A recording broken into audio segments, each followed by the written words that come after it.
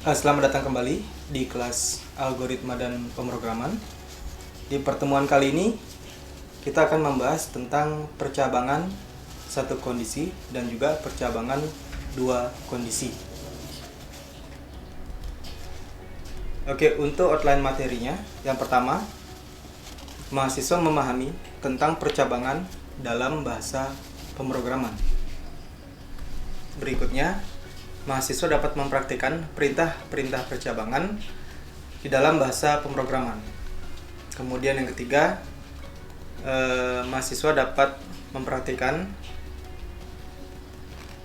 perintah-perintah percabangan dengan satu kondisi ataupun dengan beberapa kondisi. Oke, di sini saya berikan satu buah contoh dalam penerapan kehidupan sehari-hari bagaimana proses daripada percabangan tersebut terjadi. Oke, sini ada sedikit cerita. Pada suatu ketika, Iwan yang menawan diminta tolong oleh istrinya untuk membeli beberapa keperluan dapur di toko milik Pak Desnan, juragan terkaya saat itu. Di mana istri Iwan bertanya atau memanggil Iwan, "Wan, di mana Wan?" Kemudian si Iwan membalas, "Yes, Mam," katanya. Kemudian istri Iwan berkata, "Wan, pergi ke warung dong, ke warungnya Pak Desnan, beli beras," kata istrinya. "Nih, aku beri uang 20.000. Jika sekilo harganya 10.000, maka nanti beli berasnya 2 kilo. Kalau enggak, ya beli sekilo aja." Kemudian Iwan membalas, "Ya, katanya, seperti itu. Pak Iwan pun bergegas ke warung ke warung Pak Desnan untuk membeli beras. Sesampainya di sana ternyata harga berasnya 10.000 per kilogram. Oke, dari perintah yang diberikan oleh istri Iwan, kira-kira Iwan akan membeli berapa kilo? Tentunya dia akan membeli 2 kilo karena uang yang diberikan sejumlah 20.000 dan harga per kilonya adalah 10.000. Di sini telah diberikan beberapa argumen tentang kondisi yang ada. Karena Iwan memiliki uang 20.000 dan harga berasnya ternyata memang 10.000 per kilonya, sehingga Iwan mengambil keputusan untuk membeli beras sejumlah 2 kilo. Dan jika semisal ternyata harga berasnya bukan 10.000 per kilo atau di atas dari 10.000 per kilo, maka Iwan mengambil berasnya hanya sekilo. Jadi seperti itu. Ini gambaran umum atau gambaran di dunia nyata bagaimana keputusan tersebut berjalan. Oke, kita masuk ke dalam konsep percabangan di dalam flowchart. Pada pertemuan sebelumnya sudah kita pelajari sedikit tentang flowchart. Kemudian sekarang kita masuk ke percabangan di dalam flowchart itu sendiri. Yang pertama ada startnya, kemudian masuk ke dalam kondisi,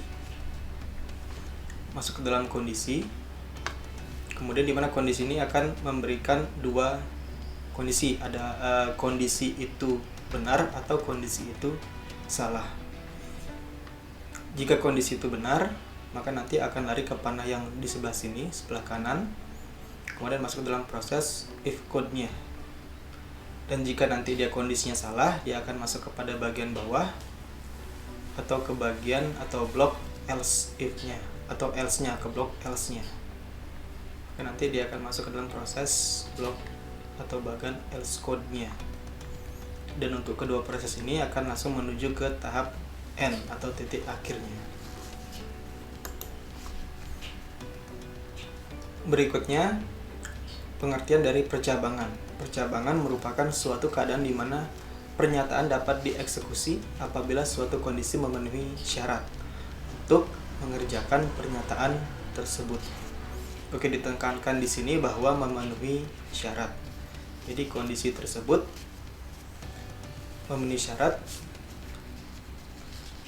dan jika itu benar.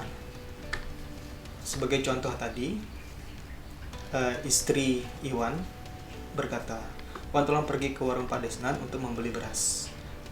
Ini aku berikan uang 20.000. Jika sekilo harganya 10.000, maka beli 2 kilo. Kalau enggak, ya beli sekilo aja." Kira-kira yang mana menjadi syaratnya?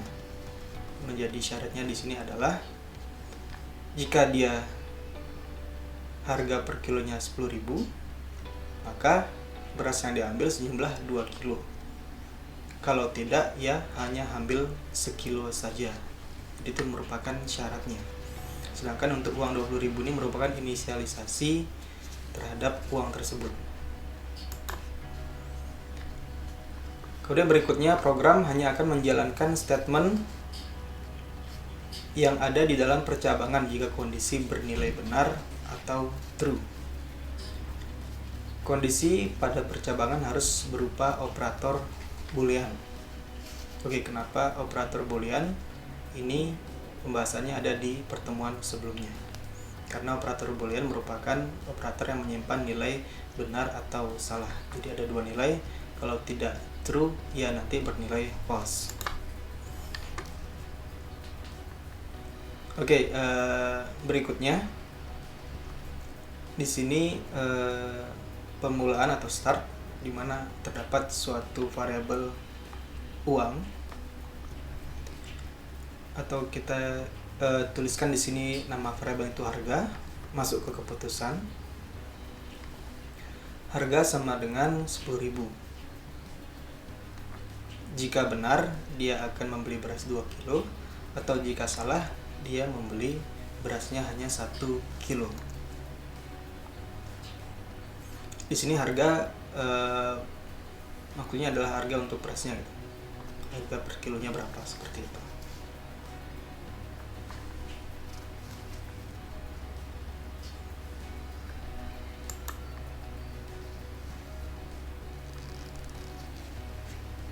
Kemudian if statement, kita masuk ke dalam if statement.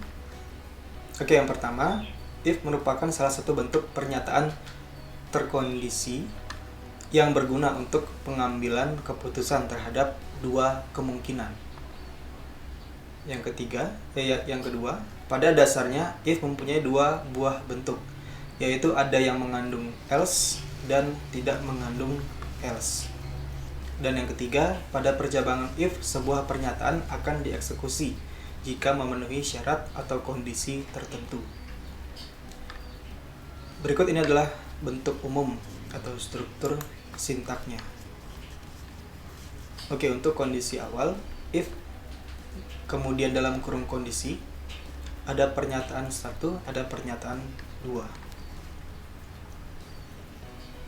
Ini untuk if tunggal gitu ya. Oke, kita ambil contohnya di mana nilai bertipe data integer dia menyimpan nilai 10. Di mana masuk dalam kondisi if nilai sama dengan 10, maka statementnya kira-kira yang terjadi apa di sini. Oke, pada titik-titik di sini dapat dikatakan sebagai block if-nya. Jadi block if di sini menampung daripada hasil jika pada kondisi if di atas ini bernilai benar. Dan hasilnya apa yang keluar di sini? Jika dituliskan di sini,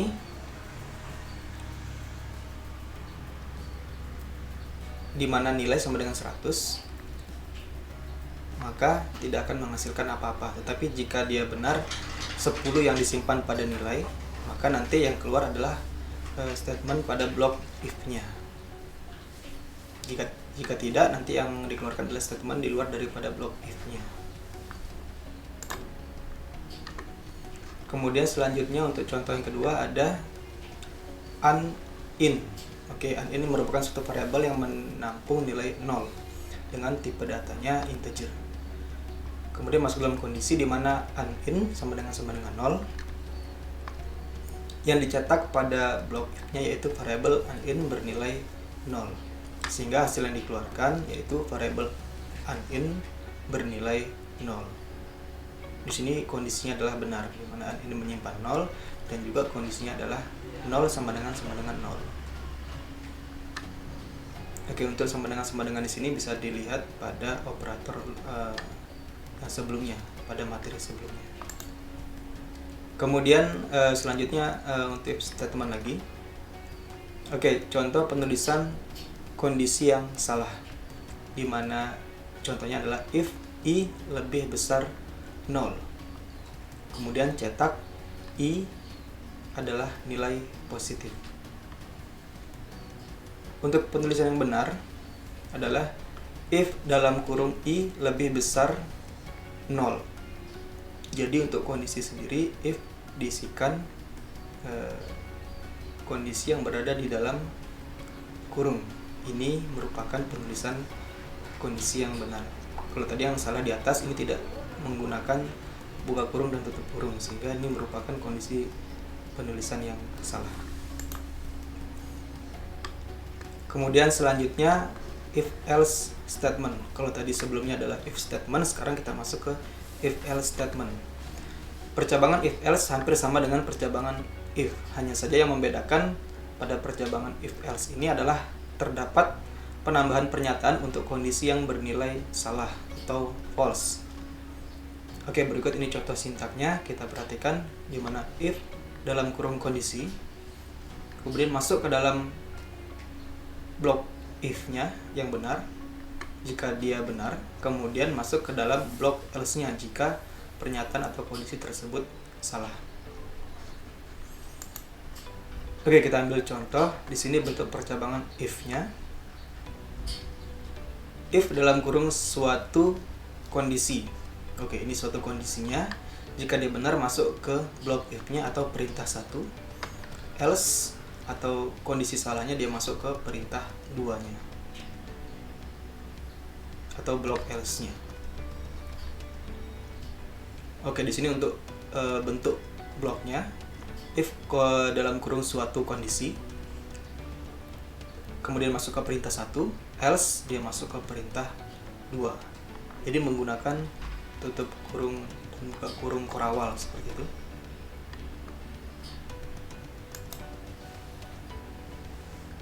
Kemudian kita masuk ke contohnya, di mana terdapat dua buah variabel A dan B yang bertipe data integer. Dia menyimpan A menyimpan nilai 5 dan B menyimpan nilai 6. Kita masuk ke kondisi if di mana A lebih besar B.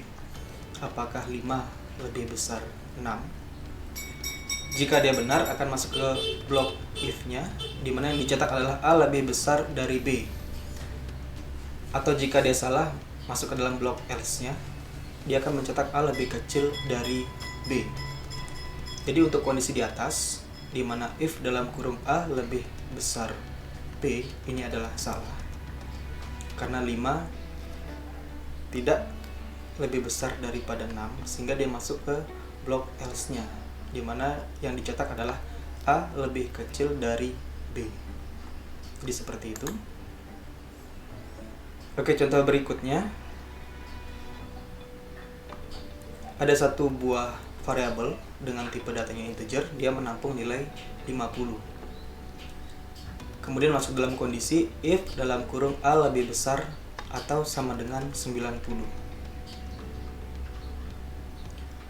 Kemudian jika dia benar pernyataan ini atau kondisi ini, maka dia akan mencetak nilai A. Kalau tidak, dia akan mencetak nilai C. Kira-kira yang ditampilkan apa? Yang ditampilkan hasilnya adalah nilai C. Kenapa nilai C? Karena 50 tidak lebih besar atau sama dengan 90. Jadi sehingga yang dicetak adalah pada blok else-nya. Kalau A kita ganti 100, maka yang dicetak adalah blok if-nya atau kondisi dinyatakan benar. Oke, kita masuk ke contoh berikutnya lagi satu, di mana nilai merupakan suatu variabel yang menyimpan nilai 8 dengan tipenya integer. Kemudian masuk dalam kondisi if dalam kurung nilai sama dengan 10. Yang dicetak adalah jika dia benar 10, dan jika salah yang dicetak adalah bukan 10. Di sini jawaban yang benar adalah yang dicetak bukan 10. Karena memang 8 bukan sama dengan 10. Terkecuali nilai di sini menampung nilai 10. Baru nanti akan dicetak adalah 10 atau yang dicetak pada blok if-nya. Jadi seperti itu. Kemudian berikutnya kita masuk ke dalam if bersarang atau nested if, di mana if ini merupakan kondisi if yang berada di dalam if. Jadi misalkan di sini if kondisi 1, kemudian aksinya apa, kemudian else kondisinya salah, masuk lagi ke dalam blok else-nya, dan di dalam blok else di sini terdapat kondisi if lagi. Ini yang dikatakan sebagai if bersarang. Sehingga nanti jumlah daripada if bersarang di sini tergantung dari kebutuhan yang ingin dibuat. Kalau kita perhatikan di sebelah kanan gambar flowchartnya, untuk yang if bersarang, di mana if kondisi jika dia benar akan masuk ke blok aksi 1, dan jika dia salah akan masuk ke dalam kondisi lagi, di mana if kondisi kedua jika dia benar masuk ke aksi kedua, dan jika salah dia masuk ke aksi ketiga. Dan ini merupakan struktur flowchart untuk if bersarang. Oke, ini penjelasan yang tadi ya, yang sebelumnya. Jadi untuk codingnya bisa seperti ini.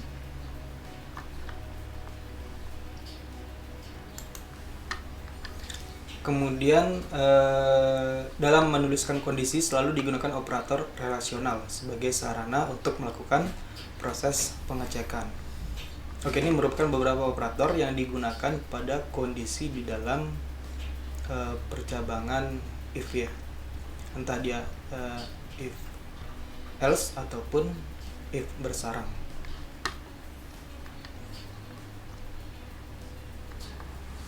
Oke, untuk operator di sini teman-teman sudah mempelajari di pertemuan sebelumnya. Jadi sepertinya nanti teman-teman bisa melihat lagi atau flashback untuk materi daripada penerapan operator. Oke, berikutnya kita masuk ke dalam instruksi switch case. Oke, switch case biasanya digunakan untuk memilih di antara lebih dari dua pilihan. Switch case digunakan untuk menggantikan struktur if else if, di mana kondisinya mengacu pada variabel yang sama. Oke, bentuk penulisannya kita bisa lihat di sini, di mana switch nilai di sini merupakan suatu variabel. Kemudian masuk ke dalam bagian switch-nya ada case di sini. Case nilai 1. Kemudian mengeluarkan pernyataan. Setelah itu break. Break di sini coding untuk menghentikan proses dari case itu sendiri. Kemudian case berikutnya ada case nilai 2, kemudian pernyataan dan break lagi. Dan terakhir nanti bukan case dengan nilai 3, tetapi nanti di sini ada default, kemudian pernyataan dan break.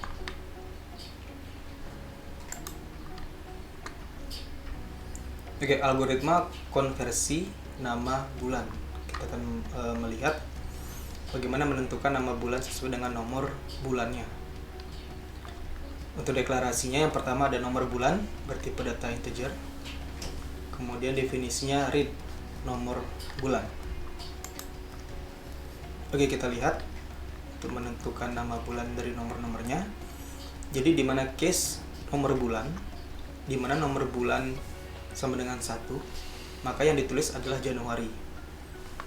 Kemudian nomor bulan sama dengan 2, yang ditulis adalah Februari. Begitu seterusnya sampai nanti nomor bulan 12, itu yang dituliskan adalah Desember.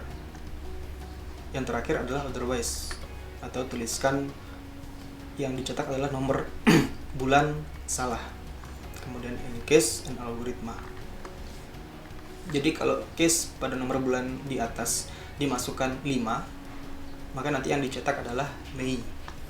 Dan misalkan nomor bulan yang dicetak 11, nanti yang dikeluarkan adalah November. Jadi seperti itu penerapan daripada switch case.